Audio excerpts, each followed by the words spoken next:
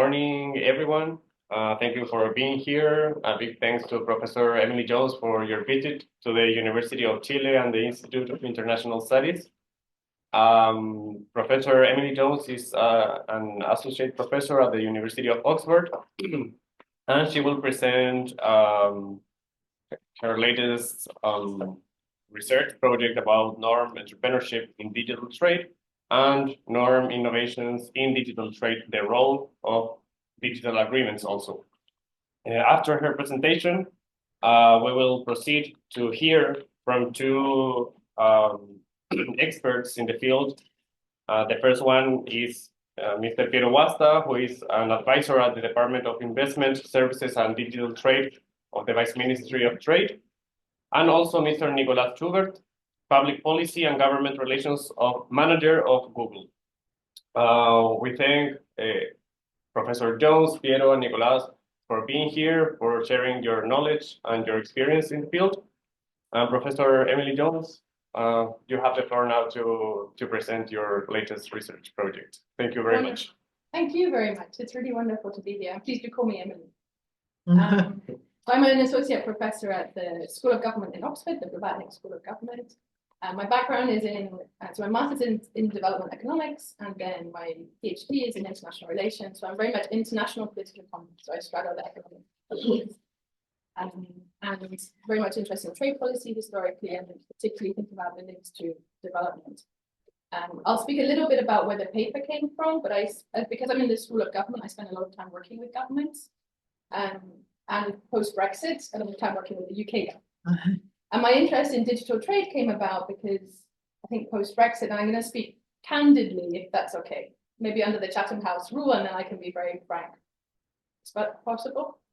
I don't know if it's Zoom. We have Chatham House rules. I mean, I don't know, but this has been saved. This has been recorded. Okay. Where are we sending the recording? To our link at the university, so it's going to be public. Okay, so, we're going public. Okay, fine. So even Arnold Toynbee inaugurated this institute with all the Chatham rules house. So then it's not Chatham House. It's not Chatham House at all. So. Okay, so then I'm going to be a little more careful with how I phrase things. So I think post-Brexit, the UK government certainly was looking to innovate in the trade space, and digital was the sort of new frontier. And among the academic community, those of us working with governments, there were very few people specializing in digital because it was so new.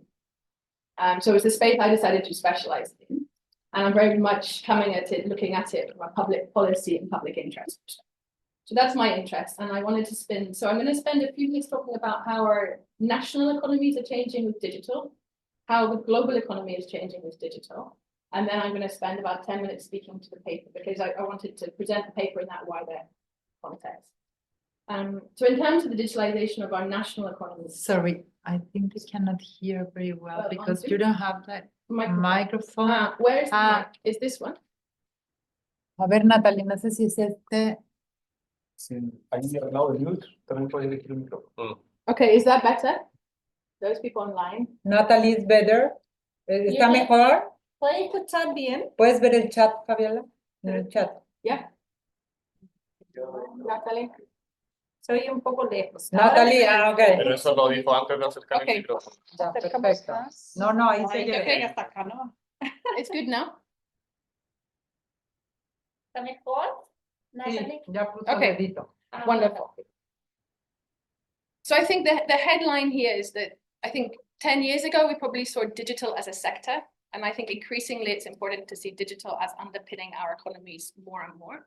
So particularly in the services sectors. So if you look now, for example, I think probably the example we're most familiar with is retail and wholesale trade. So when we buy things, we're buying things more and more online. But if, for example, you look in the financial services sectors, now, the digital technologies are integrated into the financial services sector. So you can think of technologies like AI being used, for example, in credit allocation decisions. So just all to say that digital technologies are becoming embedded in and across our economies. Data, the internet. If you think if we cut off the internet, our economies really struggle, right? So just how fundamental the internet, data analytics, and AI are becoming right across the economy. And actually in some countries now, even in agriculture, if you look at, for example, how irrigation is being managed, digital technologies are absolutely at the heart of it. So I think it's helpful to think about digital as a sort of underpinning of our economies. And if you think again about labor markets, for example, we're seeing a lot of churn and disruption. So we're at quite an important moment in our national economies in terms of how digital is shifting and changing. And in terms of the numbers, we still don't have a very good way for our statistics agencies of understanding how digitally dependent our economies are. But there's a lot of work being done in that space. So if you look at a 2021 study by the Asian Development Bank, they looked at 16 countries across Asia Pacific, and their estimates are quite striking. They think that between 17 and 35% of GDP on average across those 16 countries is digitally dependent. So if you look at the UK, the Office of National Statistics in the UK estimate for 2021 was that 26% of our GDP is generated in sectors that are digitally dependent. Right? Yeah, 26. A number for Chile I saw was 22. So the estimates are not great. China recently came up with an estimate that half of its GDP is from digitally dependent sectors. We have to take all these numbers with a big grain of salt because we don't have reliable ways of estimating. But I think what is very clear is that we can really think about our economies as now being very dependent on digital. What does that mean for then global trade and the global economy? We are in a phase, and I think we've got a lot of good data on this, just trading goods, trading services having slowed to some extent. What we are seeing, however, is some pockets of rapid growth. If you think about data flows, very, very rapid growth in cross-border data flows. And within the global economy, the fastest part of growth in terms of trade is digitally enabled services.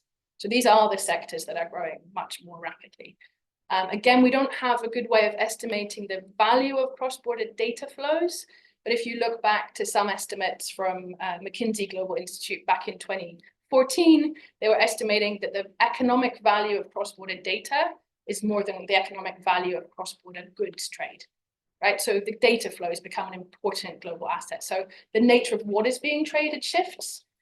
I think it's important to think about who the actors are in the global economy with digital, and we're seeing some shifts there as well. So we've obviously seen the rise of, due to network effects, we now have global technology companies of unprecedented size and reach. So just in terms of the major tech companies, the sort of big tech, we have bigger firms and on several metrics, and we can discuss this, but they're bigger than the global banks. So I think in terms of just who the players are, but at the same time, at the other end of the spectrum, because of e-commerce and some of the retail platforms, small and medium-sized enterprises are able to export more than before. Consumers are able to purchase across borders more than before. And in labor markets, and I think we're going to see this more and more over the next 10 to 20 years, we're now having a lot of people provide labor flows across borders. So if you think about the rise of, for example, Amazon Mechanical Turk, so the rise of microtask, we're seeing people often in quite, I think if you think historically, the people that cross borders to provide labor services were often professionals, accountants and others working for big multinationals. Now you have people perhaps in informal settlements in Kenya or in Brazil, logging on and providing work across borders, where the person that they're working, or the entity they're working from is not incorporated locally. So there's some really interesting shifts actually in labor flows that I think we're going to need to be cognizant of. And I think we need to think about the fact that the new infrastructure underpinning the global economy is actually submarine cables, it's data centers. So digitalization is happening, the infrastructure too. So what is being traded is shifting, the actors are shifting, the nature of our cross-border economic relationships is shifting. And I think what's interesting is that our economies, I think, because of digital, are becoming more and more interdependent at a time when our politics and our governance is really fracturing. Okay, so I'm going to come to this in a minute because it's really important for thinking about digital trade governance and the type of agreements I'm going to speak about. But we've got deeper polarization. We're at a time when it's much more difficult for governments to coordinate. And yet our economies in many respects with digitalization are becoming more and more interdependent. So then what happens, I think, is that we've got these new public policy issues creeping up that need to be addressed, which we're often doing nationally. So many governments, and I know it's the same in Chile, national legislation on data, how we regulate data, data privacy, AI regulations for artificial intelligence. So we're now starting to regulate, and I think the challenge is that we're all regulating in different ways. So you've got on one hand, the economies in digital are becoming more and more interdependent with data flows in digital. More and more people are crossing borders in new ways, I think those labor flows. And at the same time, we're regulating more and more nationally. And that becomes a bit of an issue of friction. The challenge, and I think the geopolitical moment we're in, is one of US-China tensions precisely in this space. And I guess this is important for then, what I'm going to do is present a little bit, and I won't spend so much time on it, and we can go into more depth, is then the role of Singapore in particular in pioneering a new set of trade agreements, where I think Singapore, because it's a relatively small economy, it trades hugely with both China and the United States. It's very worried about regulatory divergence. They're looking to position themselves as a hub in the global economy. If you think of Singapore as a city-state, you know, they've over the centuries, they first were a trading port in terms of the old style ships coming through, then a financial services hub, and now Singapore is setting itself up as a digital hub, but at a time of heightened geopolitics, and they're very worried, I think, about fragmentation of the global digital economy into three very different regulatory spheres. So you've got the US approach, you've got the EU approach, and you've got the Chinese approach, and they don't sit easily together, and I'm happy to speak to that. So I think what's happening is that as governments are looking to regulate, we have conversations happening at the World Trade Organization on digital, but they're getting stuck because of some of the geopolitics and because of very divergent regulations between the US, the EU, and China. So what's happening is that the action is all at the bilateral level in the regional trade agreement space. And that's where I wanted to segue and present a little bit on this particular paper. And the reason that this paper came about, I'm just going to share my screen.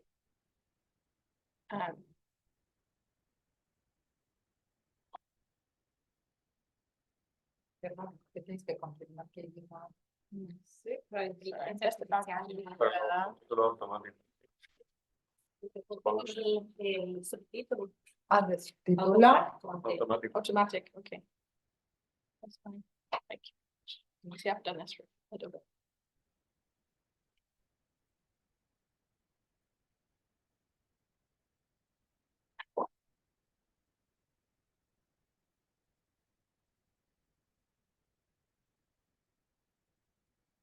So this paper came about because, as I mentioned, I've been working a lot with the UK government, and the question we set ourselves out, and the paper's evolved somewhat, was to say, where is innovation happening in digital? So the UK signed a lot of agreements after Brexit that have very substantial digital provisions. And the UK is a services-based economy, so services are incredibly important. And with digitalization, the digital component of that, data flows become incredibly important. So the UK government set itself out to say, you know, we want to be a leader in digital trade globally. And you can see the numbers there. So in terms of, again, they're really hard to measure. We don't have good ways of measuring digital trade. So the way that it's done at the moment is to look at the sectors and think about those that are probably being delivered digitally. So we have this sort of measure of potentially digitally delivered services, and they make up 75% of total UK exports, and about 60% of services exports, and about 60% of services imports. So digital is the default for UK services now. So we've embarked on a very ambitious trade agenda, as you probably know, post-Brexit, and a lot of that was trying to innovate in the digital space. So we were asking ourselves, okay, how new is this? So we stepped back with our research hat on, and set the sort of research question, which is what the paper delves into, of how much innovation is happening in recent digital trade agreements, what's the nature of that information, which countries are leading in this space. We look at 12 agreements. So prior to, and it's interesting to be here in Chile to talk about this, because Chile was absolutely in the leading front with the DEPA, so the Digital Economy Partnership Agreement between Chile, Singapore, and New Zealand in 2020. And that's ushered in then this new wave of trade agreements. So we have the old style digital provisions, which we saw in the TPP, which then became the CPTPP. We have the US, Mexico, Canada agreement. We have the US, Japan agreement. And they were very much the US approach to digital. So we had that.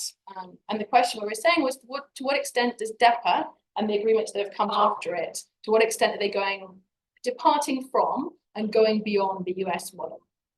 And these are all the ones that we found. So our cutoff point was January 2023. And you'll see we have 9 agreements since the US ones that have substantial digital provisions. And as you probably know, under President Trump, and it's continued under President Biden, the US has really stepped back from this space. So we were seeing these new agreements come in and saying, okay, are they just copy and paste of the US or is something more going on? And that's where the paper came from. We've done, I'm happy to, the paper's almost final and I'm very happy to circulate so you can look, everyone can look in detail, but we went into quite a lot of coding. So we basically looked at all the digital provisions in all of these 12 agreements. And then we categorized them and we were looking at how binding in terms of legally binding each provision is. So we have a category there for 1 to 4 scale of how binding they are.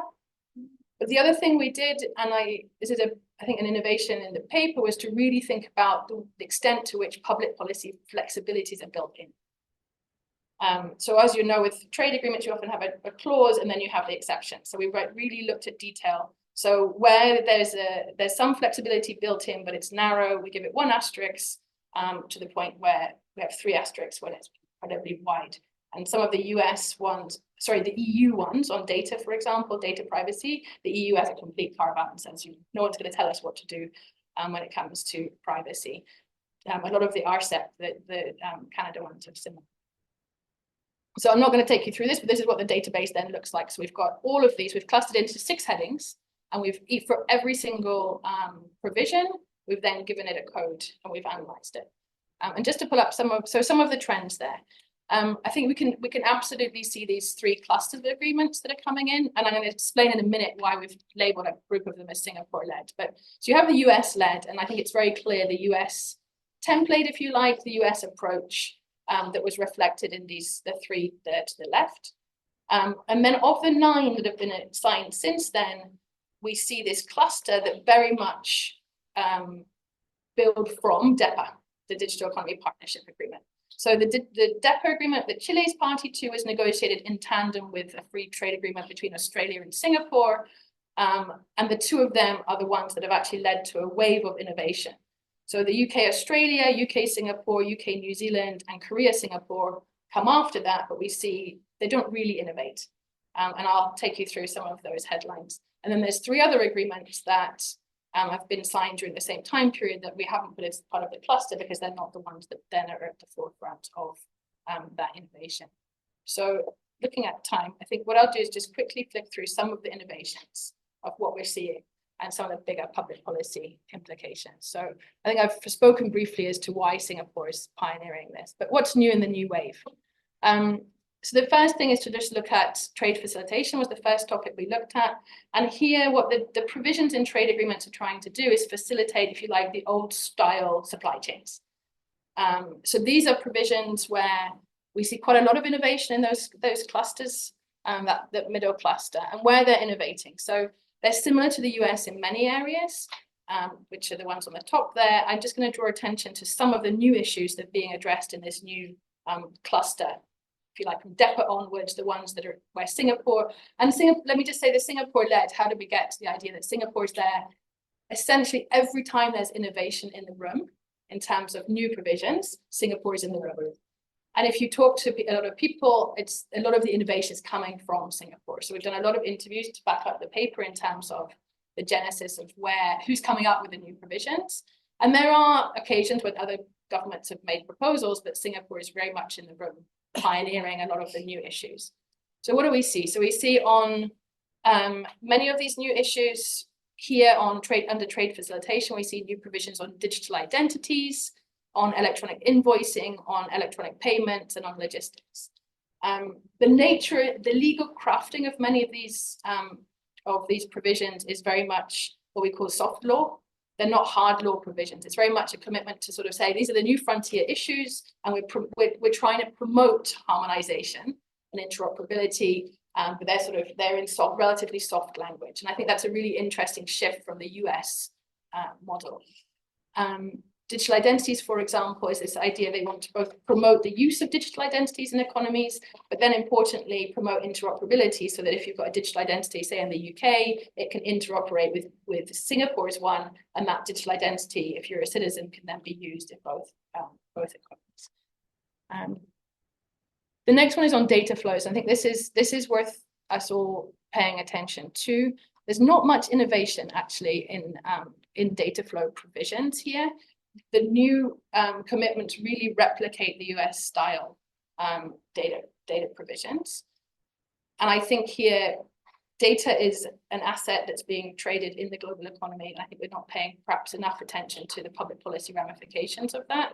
So the commitments generally are promoting free flow of data and prohibiting data localization, except for some quite narrowly defined exceptions. What they do in terms of their personal data protection is they aim to set a very low they basically ask governments to have some form of data protection. They don't do much more than that. And actually, I'm happy to delve into this in discussion, but I think we've got a bit of a challenge, particularly, for example, in the UK, where we're adopting an EU approach to personal data protection, so based on the GDPR. And we've made commitments in our trade agreements that are about liberalizing trade. And the legal provisions are quite detailed and technical, but I think there's a risk of an inconsistency between our national approach to data regulation and the commitments in our trade agreements. So the coherence becomes really, really important. We're seeing in these agreements a little bit of talk about open government data, so making sure that government data is open. But I think where we're not yet seeing innovation and things moving forward is on data sharing, data innovation, and that matters. So if you now look at where, for example, with frontier technologies, particularly in AI, being able to aggregate mass data training sets is absolutely vital to innovation. If you're a small tech startup, you often don't have access to data. Data sits with very few of those large technology companies. And at the moment, there's very little being done in any jurisdiction to promote genuine access to mass data training data sets, which means if you look at AI innovation, what's interesting to me is in AI innovation that was being done 20 years ago, it was being done in public universities. Now, if you look at who's publishing in peer-reviewed journals, it's moved into the bigger technology companies because they have the compute and they have the data. So innovation is shifted into a private space, and it's shifted into a private space that's with very few large technology companies, which I think is very interesting then for us to think about the link between innovation, development, and who's got access to data. So I think we need to think a lot more about data and innovation in the digital space, and data as an asset and access to data. I'll speak briefly on the regulation of digital technologies. We're seeing much more language. You can see this, the bars are higher in this group. So we're seeing some really important moves, particularly thinking about how we govern AI. But again, they're not going very far yet. So we're not yet seeing sort of a big push. What we are seeing, and this is where we're seeing the US model replicated, is we've still got very stringent protections around intellectual property, which I think, again, from a public policy perspective, we need to be interrogating a little bit. So these came from the United States, and it came from the concern that China was appropriating US technologies. So there are provisions that are essentially a prohibition on governments requiring technology companies to disclose their source code and their algorithms. So it's a way of protecting the technology of the innovators in this space, the larger technology companies. The problem from a public policy perspective is, as AI is being used more and more across our economies, we're now recognizing the need to hold algorithmic decisions to account. So we've got a tension between protecting the intellectual property of the technology companies and actually being able to access and hold to account those very technologies. So I think we've seen some shifts. We're seeing the exceptions, the public policy exceptions are becoming broader, but I think there's a little bit of a pinch between what we're putting in our trade agreements vis-a-vis protecting technologies from governments, if you like, and actually our ability as governments and citizens to hold those same technologies to account. So I think that's a place that we need some more innovation, and we need to think through. I'm conscious of time, so I'm going to go a little bit quicker here. But again, I think we're seeing a few provisions in here which replicate some of the US language. There's a little bit more attention being paid to safety and security online, which I think is very welcome and helpful. But again, it's very nascent. It's only sort of initial stages. We're seeing a little bit of reference to concerns about market power and lack of competition in digital markets. But again, we're not really pushing the boundary there. And again, I think that's important. If you look at, again, market concentration in the digital space, it's immense. And governments are trying to tackle that on their own. But again, I think it's an area we need cross-border cooperation. And then finally, on the labor rights, we're basically not seeing much move in terms of labor rights and on consumer protection. And actually, I think those are both spaces that we're going to need cross-border collaboration between governments to get it right. And so far, we're not quite seeing. We've only seen very soft language. There's very little reference so far to supporting workers in this new, if you like, transnational labor market. The one bit that is, I think, hopeful from a public policy perspective, and I think this is something that's very welcome, is that we're seeing many more references to stakeholder engagement, to digital inclusion. So there's much more emphasis on at least, let's set up the fora to discuss bringing SMEs in, making this work for a wider group. I think the challenge then is to say, how do we use those regulatory fora? So the trade agreements are setting up new spaces to have these discussions. The question I have for all of us is to think about how we then use those commitments to make sure that the implementation of these agreements works for a wider group within society. So I'm gonna leave it there. So I think I've spoken for more than 25 minutes, but hopefully it's useful. Perfect. Thank you very much, Professor Jones, for your presentation. Now we're gonna go to our interveners, Piero and Nicolás. I don't know which of you would like to start with commenting the presentation and also providing your inputs from your own experience in the field you work. Maybe Piero, you could start. Okay, no problem. Do you want to come and sit here next to the microphone? I think the microphone. Okay. We can move the camera. Can I speak a little bit louder? Well, first of all, thank you for coming here to Chile to do these studies.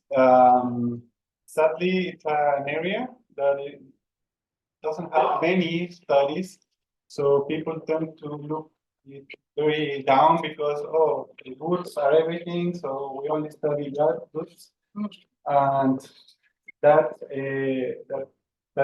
new studies arise from academy is always good. So we can have a focus on digital trade because it's very important, as you have mentioned in your presentation. It's the new way of doing trade, so it's always good to have a look at it, and that it will be useful for us as negotiators to develop the doctrine and to cover all the issues that are part of digital trade. That is a very, very general comment. So I ask our moderator to bring me to the to the correct path if I go talking very well things. Regarding your presentation in specific, my biggest issue with it, and I know it's very kind of self-centric maybe, is that why is Singapore lead? I was able to read a little bit of your paper, and I was surprised that you cite Rodrigo Polanco, who is also a teacher here. With him, I have talked with him that we want to include in all the world studies what Chile is doing and South America is doing. Because, for example, from 2018, Chile and South America will have a lot of agreements that include digital trade. And much of the LIPA disciplines come from there and are started to be part of that. For example, in Ecuador, we are starting to put some disciplines. I think Paraguay is still not published entirely, but we also include some disciplines, and it has been part of what we are negotiating now. We will continue negotiating. So I think it's more a collaborative from a collaborative effort from small or mid-sized countries, more than one specific country. This is public. I cannot criticize some four particular disciplines that were very difficult with the protagonist of your study. Yeah. So, but I will say it was a collaborative. For example, data identities. I think Chile was the second most advanced in that particular group. We have I know that sometimes it's not very well seen by public, but for example, we have clave única or unique password. That with that you can enter all public services, basically. I know it's like a proto digital identity, but it's something that it can work with for example, the digital identity of Singapore. Being said that it's the main concern with the study. I think yes, but as a collaborative, small countries, I think you are right in the sense that we are trying to push the envelope. I think it's in English, particularly at WTO, OECD, because we have shown that these particular articles are good for our economies. Even though we know that there are criticisms against us, but we try to include what the private sector, especially SMEs, need.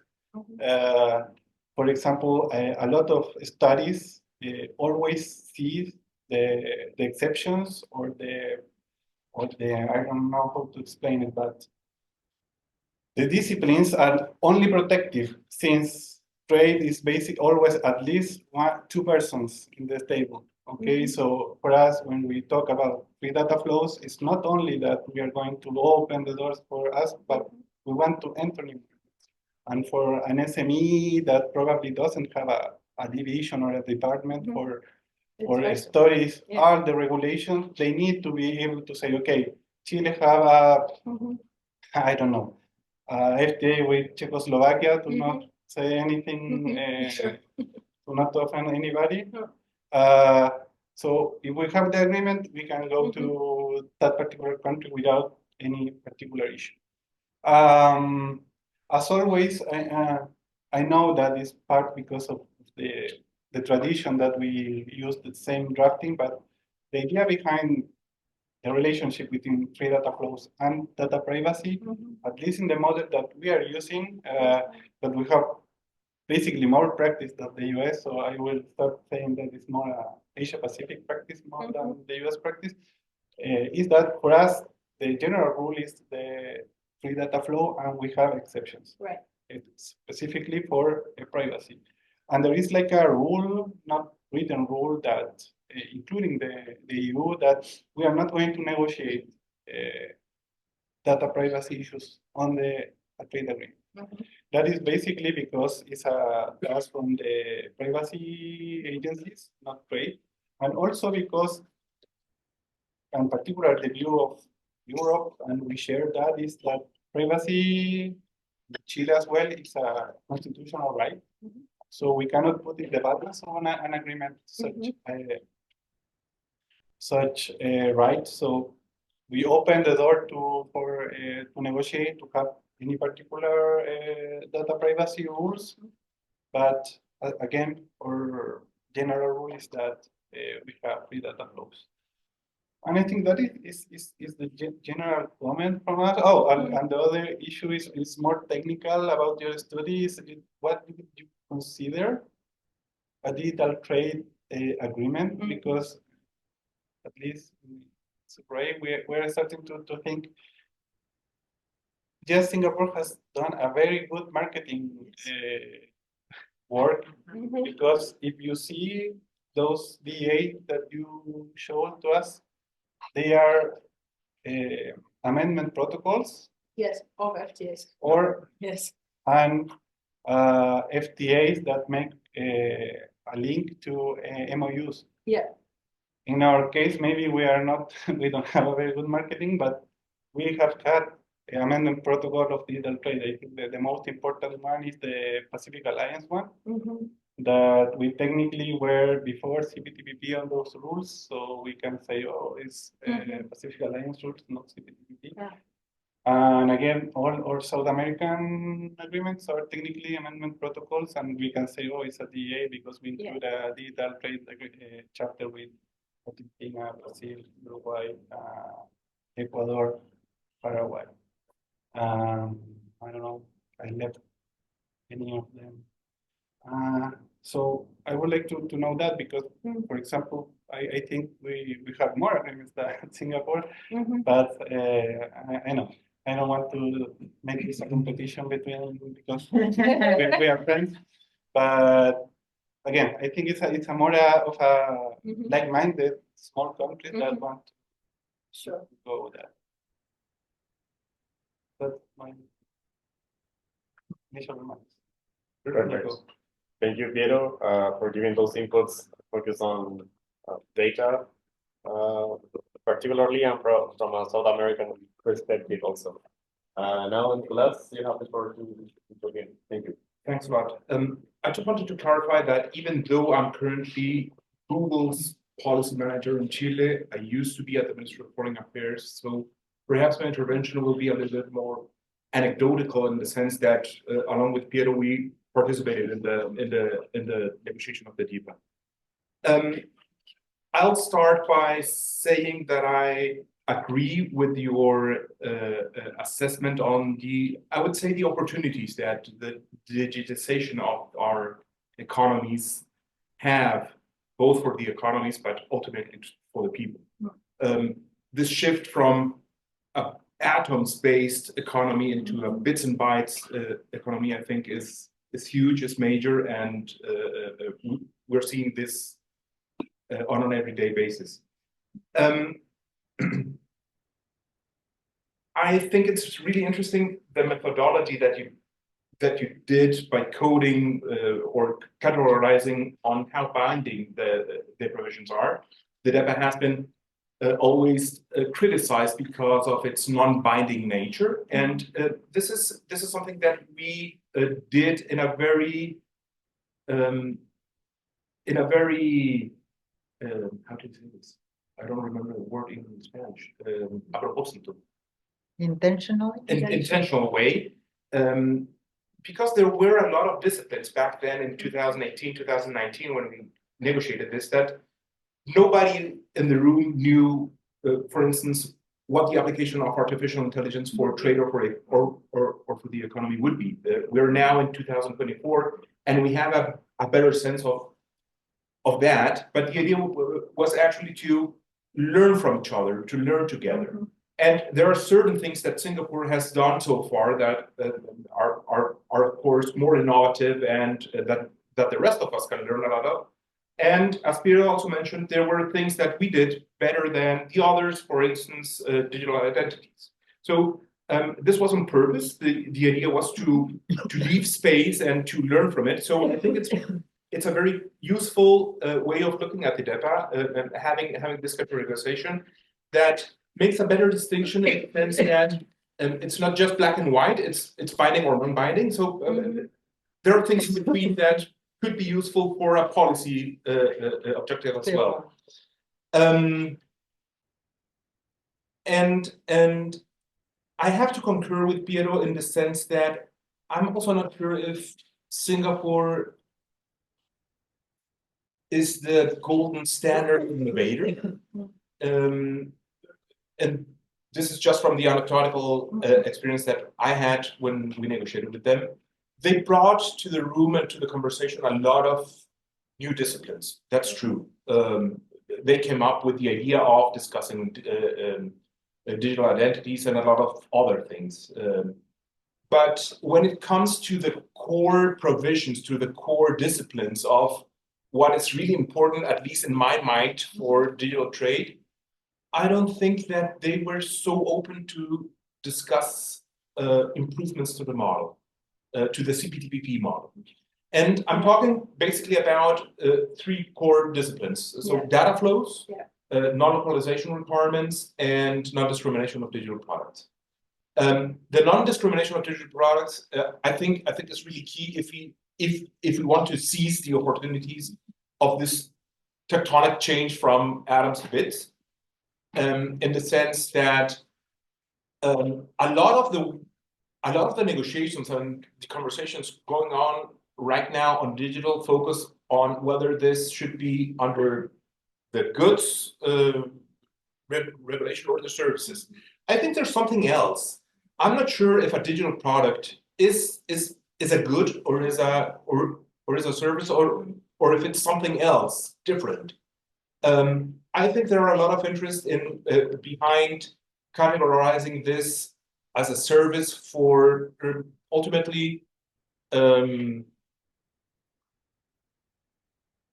protectionist objectives. So you can exclude a lot of digital if you schedule it in a certain way in your schedule of commitments. And I'm not sure if that's from a developing economy perspective, if that's something that we want to do. We don't have those sectors that we want to protect as much as, I don't know, the French want to protect their cultural sector or their audiovisual sector and so on. I guess, and this is just a guess, that a country like Chile would like to liberalize a lot more than the services approach allows.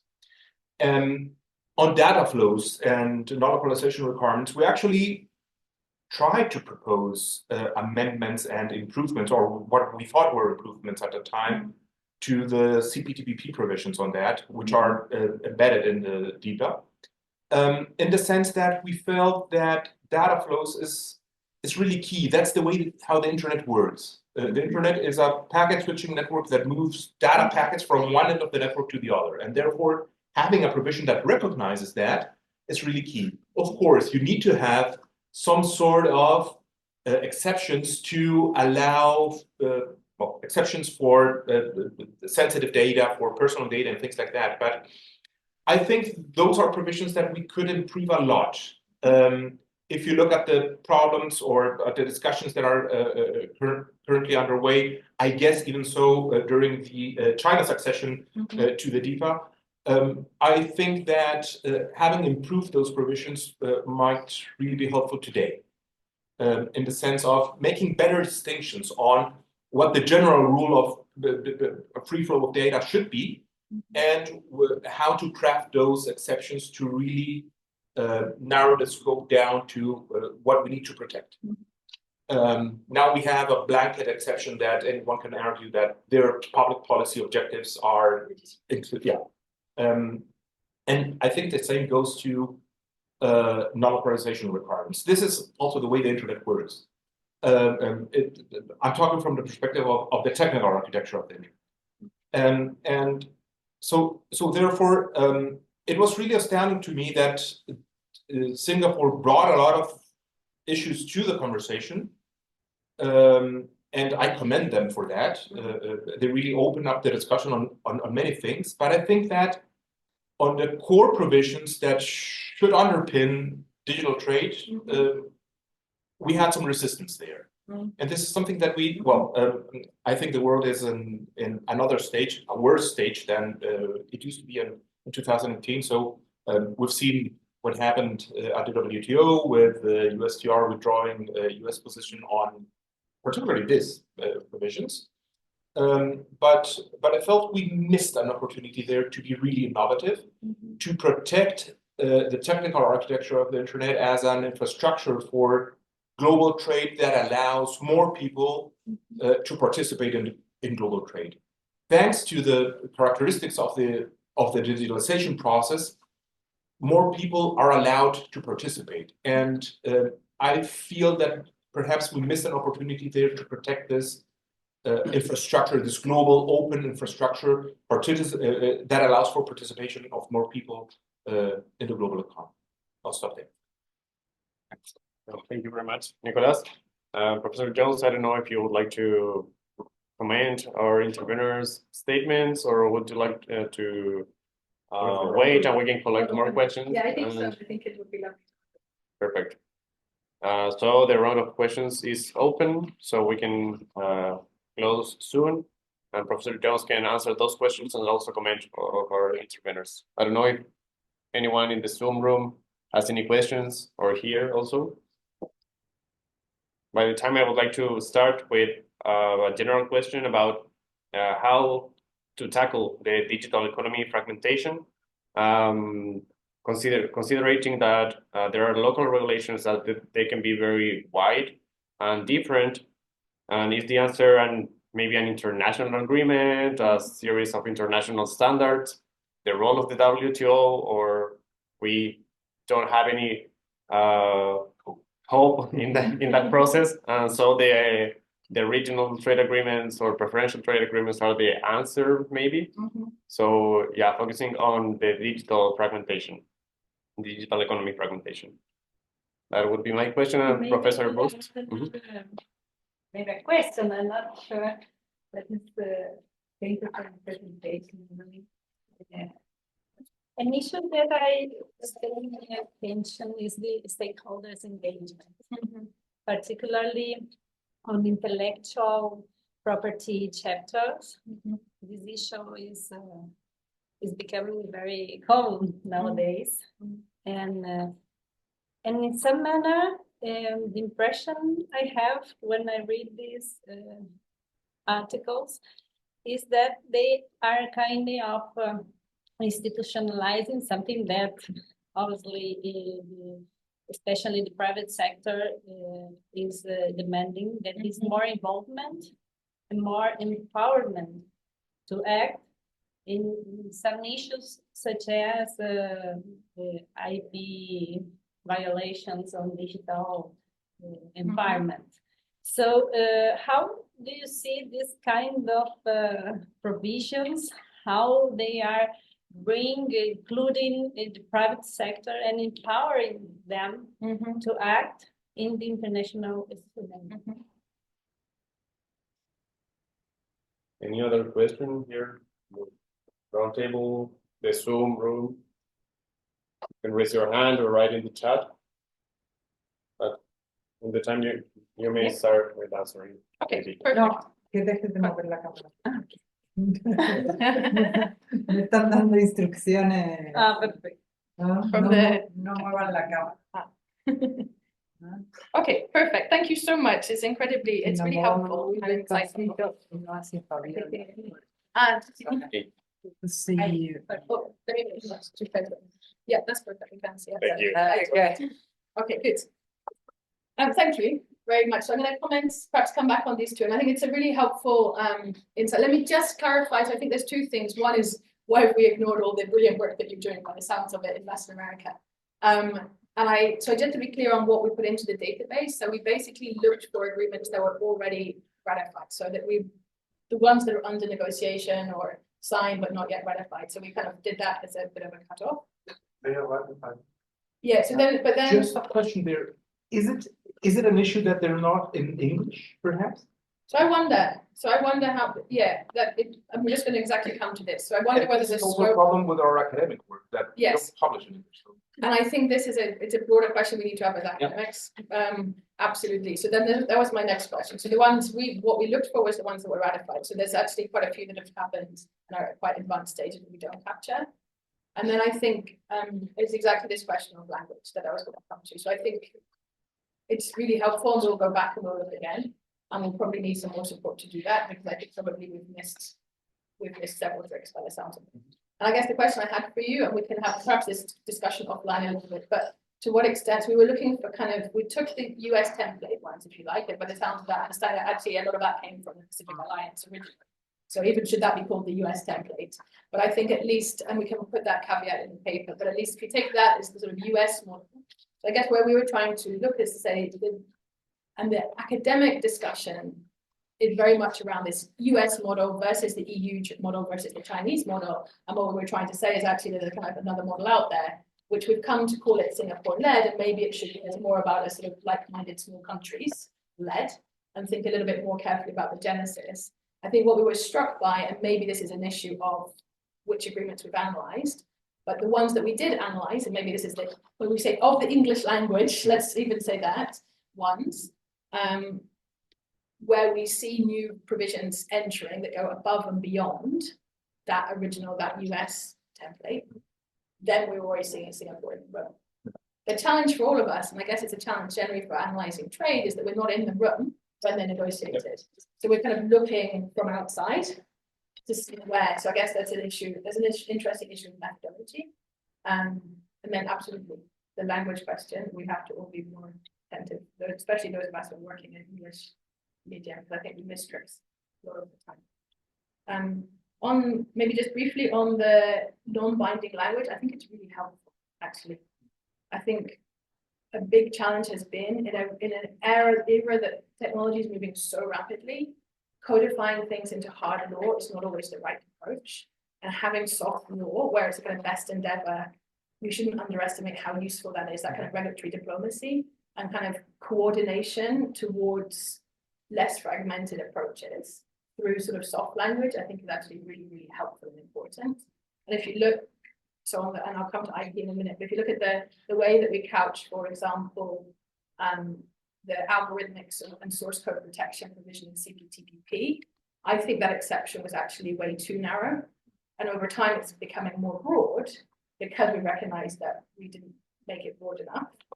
And again, we've got caught up because it was a hard law provision, and then technology shifted, what we want from that technology shifted, and then we found that hard law provisions are not quite fit for purpose. So I think we do need to think about, and when we've got technology moving so rapidly, soft law, I think, would be a better approach in many cases. So I think we should probably have a system where we say we only resort to hard law when we absolutely need to, and that actually soft law is really valuable and where we need to be at.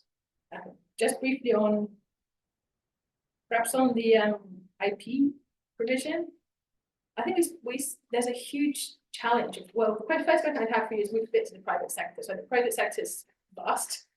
And I think we see a huge information asymmetry or knowledge and understanding and capacity asymmetry among stakeholders generally in trade. So in general, and especially it's acute in the digital space. So there's very few private sector companies that I think understand, and certainly in the UK, really articulate an interest in a position on digital. I'd be interested to hear if it's different in Chile, but our SMEs, our small enterprises, really struggle to understand what this is about and to articulate. So we've got a real asymmetry within the private sector. And then consumer groups, NGOs, the trade unions, the labor movement are just absent. So there's a big issue of just how do we empower all the range of stakeholders to be able to identify what their interests are in the digital economy space and to be able to articulate. And then to your question, Chair, on the where to have this discussion, WTO, I think actually, so WTO, yes and no, right? I think, again, it's easy to underestimate the importance of the conversations that are happening. We won't get hard law out of the WTO, but the fact that we've got 90 countries discussing digital economy provisions is really important. They're meeting very regularly and they're having these discussions. So, you know, and you've got, the US is still in the room, although they've pulled some stuff off the table, they're still there. And it's the one for, we've got China in the room, we have the US in the room, we've got the Europeans in the room, so at least they're all talking, right? We've got a lot of the smaller countries in the room. So again, not to underestimate just how important dialogue is. And a little bit more of my concern is because the WTO is seen as sort of a bit moribund, a lot of discussion is happening in the G7, but it excludes the majority of the world, right? That's a very North Atlantic centric kind of grouping. It's a very small grouping. OECD, the other forum where a lot is happening, but again, Chile, you guys are at the table, but majority of the world's countries aren't at the table in the OECD. G20, I think particularly under the Indonesians tried to put it on the table there a little bit more. So digital is on the table at the G20. But again, I'm not sure how much with Brazil's presidency it's really going to be on the table. So my concern is we really need multilateral discussions. We need to have way more stakeholders in these discussions to figure out where we should be going on the governance side. And my concern is the very multilateral forum that we need, we're all walking away from. So I think, again, I'd be interested to hear Chile's perspective on the WTO, but my thought is we need multilateralism right now. We need to keep, however hard, we need to keep trying to keep those spaces open so we can have a much more inclusive space to at least deliver. Thank you very much, Professor Jones. This is, I think, the last question. If I'm wrong, you tell the Zoom manager tells me, please. Maria Jose Garrido from the Zoom room asks, the World Intellectual Property Organization and institutions such as the WTO operate on international agreements on products, production, and intellectual property. But as I understand it, they do not declare themselves responsible for intellectual property agreements for digital data, nor for the use of property. So her question is there or is being created a global institution that covers regulations on companies and digital use of the data? So there's been a lot of discussion. Do we need a new digital, some people put digital stability forum, but do we need, or a new AI institution? Do we need a new global institution for digital? I think has been quite a lot of the discussion. I worry that if we go that way, to be honest, because I think, as I said at the beginning, I think digital is so cross-cutting that it's very hard to have it all in one space. So I think the digitalization and digital governance agenda is something that's going to permeate every single one of our institutions. I think rather than try and create new institutions, it's thinking about how do we reinvigorate the ones that are already there and update them and make sure that they're sort of fit for purpose in the digital era.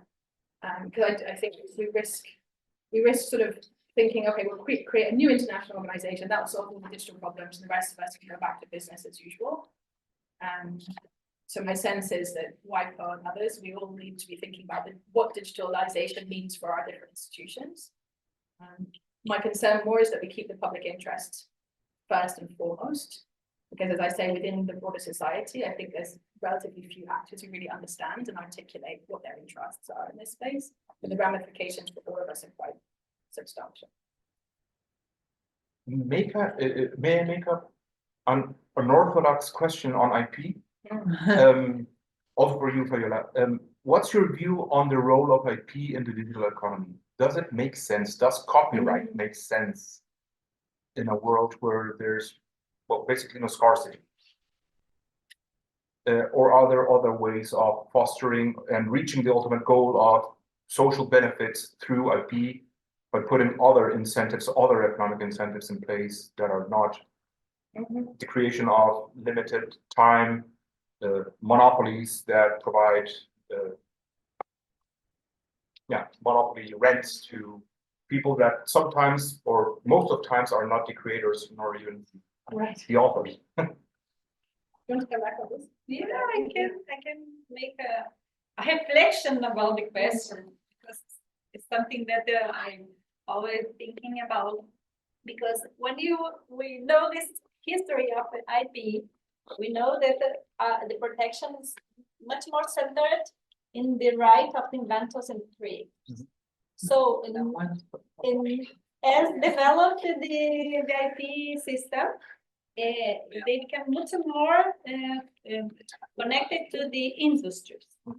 So I think in the digital environment, IP makes a lot of sense. It's very, very necessary, but it needs to be invented, to protect more the aspects that benefit, especially and recognize the inventors and creators.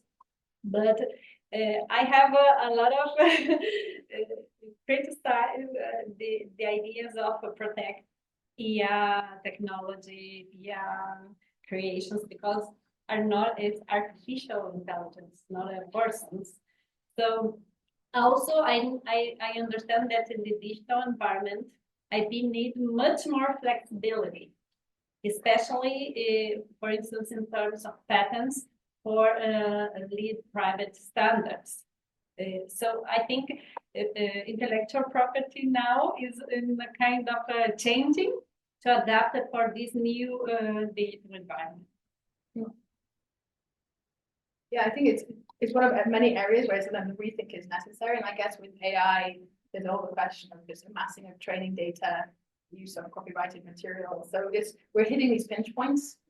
I think the bigger question I have in the digital technology space is who is innovating and who's able to innovate. especially with sort of the frontier technologies that require vast compute and vast training data sets. So my sense is the innovation ecosystem is becoming really heavily concentrated in a very few players. And I think that's worrying from a public policy point of view. So IP is the sort of mechanism through which we try and balance the sort of create incentives for innovation and then temporary monopolies that aren't too long to also get the public benefit. I think we just need to think about what does that trade-off look like for the digital era, and why are we seeing this increasing concentration within the digital innovation? That's the bit that worries me. It's harder and harder for startups to come up without a tie-in with some of the bigger technology companies. So if you've got from what I understand talking to AI startups, is you will have a great idea, but to get it to the point where it's marketable and kind of you to get proof of concept, you really need the access to the data and the compute, and therefore you often have these tie-ins with the bigger technology companies, which means the innovation ecosystem is becoming very dominated by a few players. So how do we really rethink the governance of that for the internet or the digital era? So less on copyright and IP per se and patents, but this wider question of innovation. So there are no more questions in the chat, and then we proceed to close this conversation and seminar. Professor Emily Jones, we thank you very much for visiting the University of Chile once again. Thank you for providing your latest research project and speaking about these digital trade issues that are very important in the world today. Also, thank you to our interveners, Piero Guasta and Nicolás Schubert, for coming here and comment on Professor Jones' presentation. Thank you also to our public in the Zoom room and also here at the round table at the Institute of International Studies. Thank you very much for the seminar of today. Thank you. Thank you, Emily.